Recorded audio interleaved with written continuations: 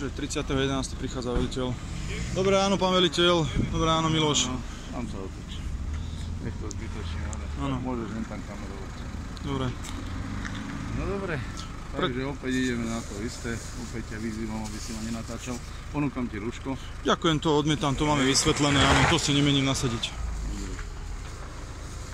Vieš, že si ho musíš nasadiť, netočím do ksichtu, daj sa dole, dobre? Neprajem si, to už som ti teraz povedal, tak to daj dole. V poriadku, veď nenatáčam vám tvár. Dobre, nenatáčam vám tvár. Dobre. No. To все. Čo ešte potrebuješ od nás? Nič, pokiaľ preto dôvod má, že ma nevpustíte stále kvôli rušku. Áno, stále je to isté.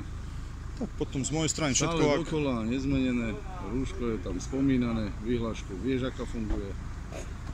Neviem, čo ešte ďalej by som ti tejto veci povedal. Vieš, čo porušuješ. Takže. Ak nič, tak z mojej strany tiež všetko. Jediná vec, asi sa budú riešiť tvoje sklady, odovzdanie.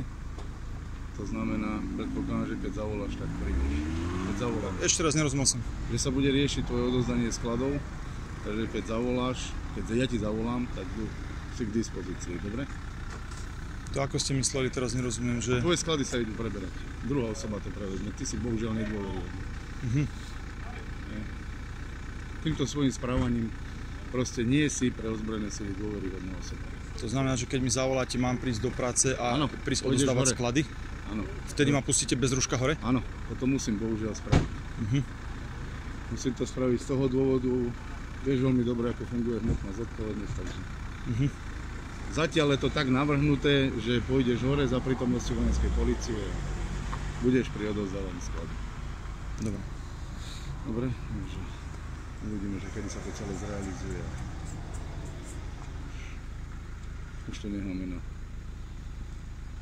vyššej moci. Dobre. Hej. Miloš, máš niečo?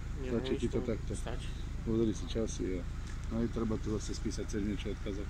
Jasne. Ty ďalej? Všetko. Lebo to ide do hlasenia. Dobre. To vieš. Dobre. Načelníkovi generálneho štábu, ktorý sa o teba veľmi zaujíma, takže... Ale máš niečo? Nie, ja nemám nič. Nie.